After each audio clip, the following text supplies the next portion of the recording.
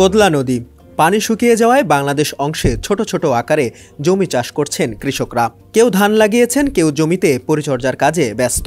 এটি ঝিনাইদহের মহেশপুর সীমান্তের মাটিলা সংলগ্ন এলাকার চিত্র। তবে এই দৃশ্য কদিন আগেও ছিল না।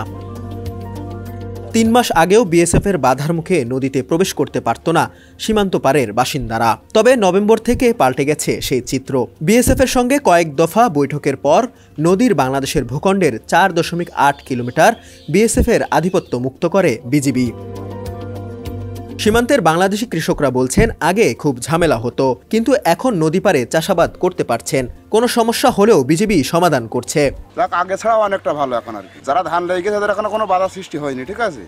আর যদি কোনো ঝামেলা করতে আসে, ঠিক আছে, বিজিবির খবর দিয়েছে, বিজিবি গিয়ে সেটা সংশোধন করে দিয়েছে যারা ধান লাগাচ্ছে, ঠিক আছে।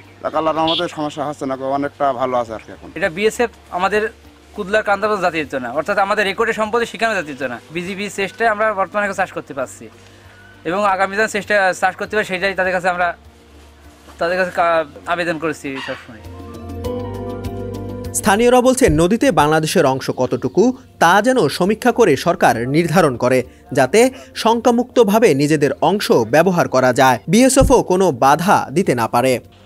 আমাদের এই নদী এলাকাটা ওটা ধরুন ভারত মিলে বাংলাদেশ মিলে ধরো আমরা এখন আছি আর কি। ভারত মিলে আর বাংলাদেশ মিলে দিতে আপনার সরকার দিতে মাপযোগ করে দিতে ওরা পাই, ওরা নেবে, আর আমরা যদি পাই আমরা নেবো। হ্যাঁ, দুই দেশের সৈনিক থেকে আমাদের যাতে লোম্যান্স ল্যান্ড যেটা বলা আছে যে মাপ করে আমাদের চিহ্নিত করে যে দেয় কুদলা যে এই পর্যন্ত তাদের, এই পর্যন্ত আমাদের, আমরা সবচেয়ে ভালো থাকবো।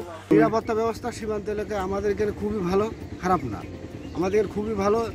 বিজেপি মনে করেন যে এখন বর্তমানে বিজেপি আপনার কড়া নিরাপত্তায় আছে।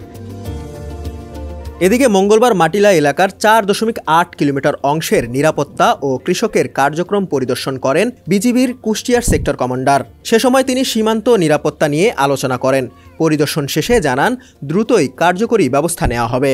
তারা চাষাবাদ করতে পারছে এবং যেটি একটু তাদের যে দাবি ছিল, তারা যে দাবি বলে এতদিন ধরে শূন্য রেখা একেবারে নদীর আমাদের প্রান্তেই বিবেচনা করত, সেটি আমাদের এখানে যে নদীর ধারে রেফারেন্স পিলার আছে তার মাধ্যমে আমরা আপাত দৃষ্টিতে নদীর মাঝামাঝি বা নদীর অপর প্রান্তের কাছাকাছি পর্যন্ত যাবে বলে যেটা দাবি করেছি, সেটির জন্য তারা ইতিমধ্যে আমাদেরকে পত্র দিয়েছে একটি জয়েন্ট সার্ভে করার জন্য। অবগত আছি, আমাদের সোর্সই করা আছে, বিভিন্ন জনে আমাদেরকে ইনফরমেশন দিচ্ছে।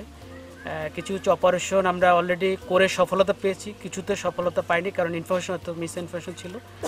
গতকালকে একটা ছিল, আমরা লোককে ধরেছিলাম, চেকও করেছি, বাট আমরা পাইনি।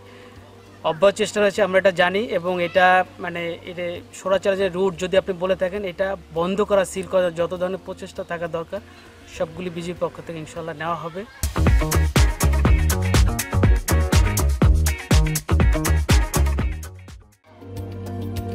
গেল কয়েক মাস ধরেই ভারত বাংলাদেশ সীমান্তে টানটান উত্তেজনা বিরাজ করছে। ৫ আগস্ট সরকার পতনের পর হঠাৎ করে পাল্টে যায় দৃশ্যপট। তবে দিন গড়িয়ে এখন স্বাভাবিক হতে শুরু করেছে সীমান্ত এলাকার পরিস্থিতি। তারই এক উদাহরণ যেন ঝিনাইদহের মহেশপুর সীমান্ত। ঝিনাইদহ প্রতিনিধি শাহরিয়ার রহমান রকির পাঠানো তথ্যচিত্রে ডেস্ক রিপোর্ট, সমকাল।